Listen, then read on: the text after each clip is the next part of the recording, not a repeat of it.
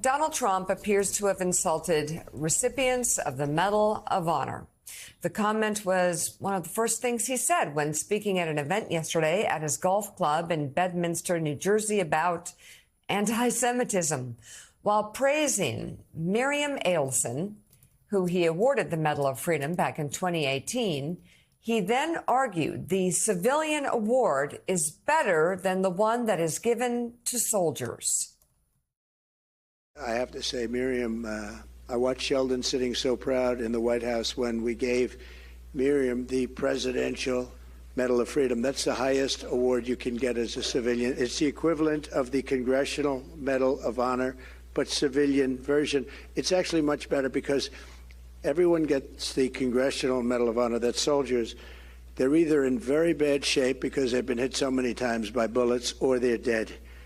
She gets it. And she's a healthy, beautiful woman. It's very... Mike, I don't know in the history of American politics anybody that I've ever heard say anything remotely as callous as that. But it does line up with what General Kelly, his longest-serving chief of staff, said, that he told him he just didn't understand why people would serve and sacrifice for their country, and also what Jeffrey Goldberg, in quoting people that served with Donald Trump, talking about how Donald Trump said that people who died were losers and suckers, and he didn't want to go to the cemetery. Here you have him saying, you know, the civilian honor is a lot better than the military honor, because to get the military honor, you're either shot up or dead. I do wonder what all of those Medal of Honor winners who have sacrificed so much, and the families of fallen American heroes, think when they hear a former commander-in-chief say that. You know, Joe, we just lost a Medal of Honor recipient who died a few days ago, maybe a week ago, Colonel Bucha, B-U-C-H-A. Look up his obituary, read his obituary. He was awarded, you never win any medal. He was awarded the Congressional Medal of Honor for his capacity to take care of the men who were serving under him during a fight raging in the jungle of Vietnam. You should read his obituary for the extraordinary things Colonel Bucha did after he left the service.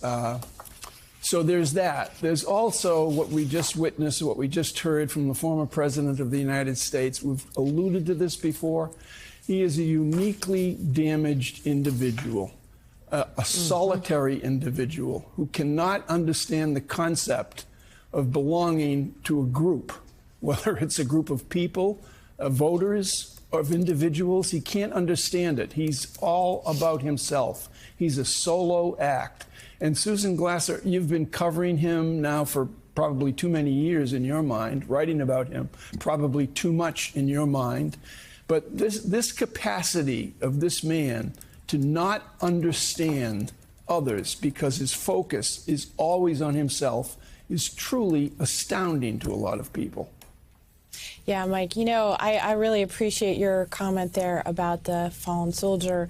It reminds me when we were reporting our book about Trump in the White House, another example. Remember how he wanted to hold a military parade? He came back from France in the Bastille Day parade. Well, according to our reporting, he said there was one thing he really didn't like about the Bastille Day parade in France, and that was that there was a group of soldiers, honored French soldiers in that parade who had lost limbs, who were in wheelchairs and the like. And Trump said, I don't want that in my parade. It doesn't look good for me. And of course, the shocked advisor said, what are you talking about, sir?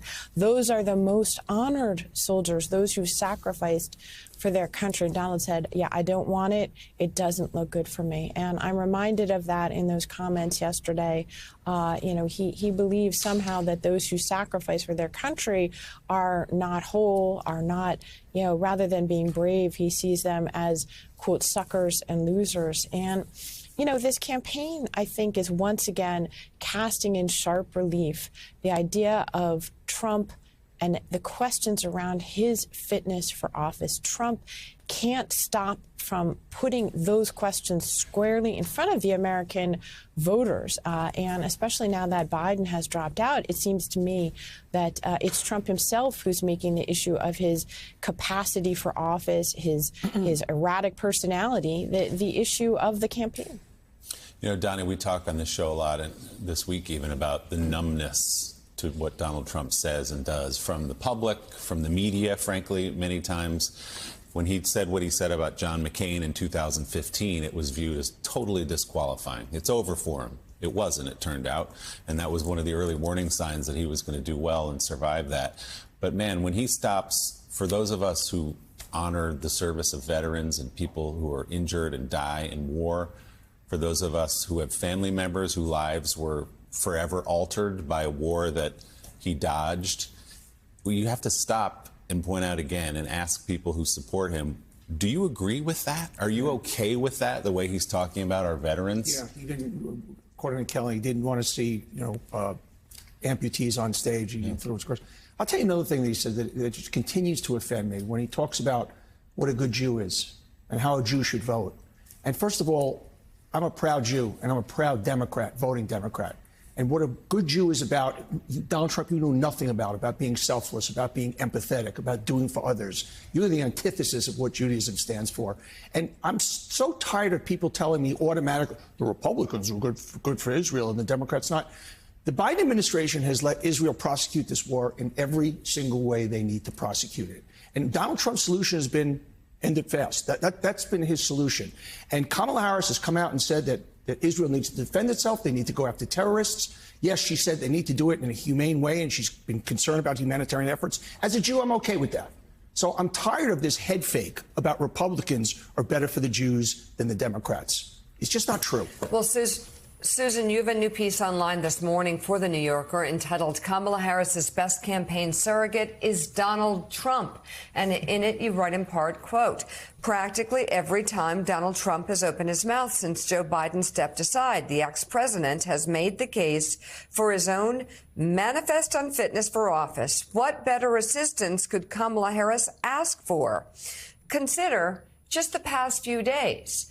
On Sunday, Trump actually claimed in a social media post that Harris's campaign had faked a crowd of 15,000 people who had showed up for a recent rally at a Detroit airport hangar. On Monday night, in a 2-hour conversation on X with its owner, Elon Musk, Trump went off on so many tangents that it was almost a relief when he mentioned his apparent plan to self-exile to Venezuela if he lost to Harris. By Wednesday, in a speech in North Carolina, Trump once again made a mockery of Republican leaders who have been publicly pleading with him to abandon personal attacks on the vice president in favor of a more substantive, policy-focused case for himself. In a press conference on Thursday afternoon, Trump mocked Harris as a communist who is going to ruin the entire world if she is elected. When Trump began attacking Harris in earnest a couple of weeks ago, she condemned his remarks about her racial background as the same old show. I say let the show play on for at least a few more months. Every time Trump talks, he's making the case for her. And, I get the feeling, Susan, the campaign knows that because they do a lot of his quotes on social media and just sort of respond with one or two words. Yeah, I noticed yesterday that they actually promoted Trump's press conference in advance and sent out a press release giving the time and date and location of the press conference yesterday. And, you're not going to be going out on a limb at this moment in the Trump arc if you predict that he's going to say some, weird and bizarre and nonsensical things in public. He can't stop himself from seeking the spotlight. And what's striking to me is that Kamala Harris's political imperative and Donald Trump's personal imperative have now collided.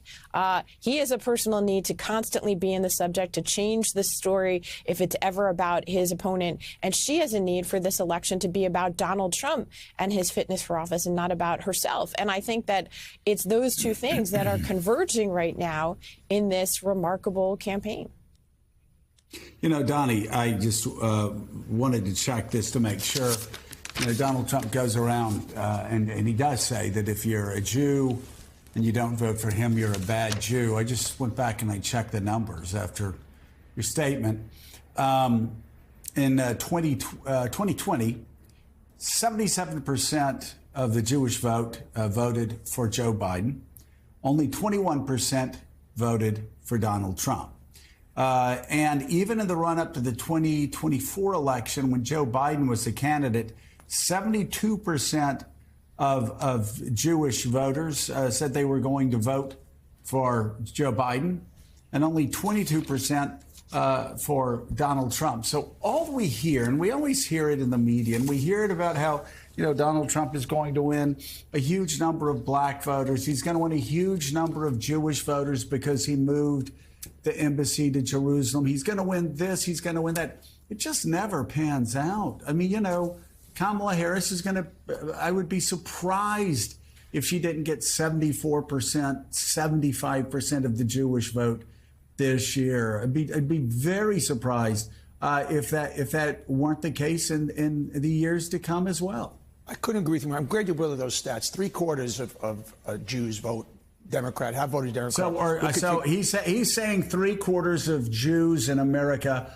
are bad Jews because they don't vote for him. Yeah, this is the man that said they were good people on both sides of Charlottesville. And Donald Trump is the most transactional human being alive. And I think he would sell anybody down the river, including Israel. I believe nothing he says. And as I said, 3/4 of Jews vote Democrat. They will continue to. And it's a head fake, this automatic, this is what Jews should do. Shame on you, Donald Trump. It's disgusting.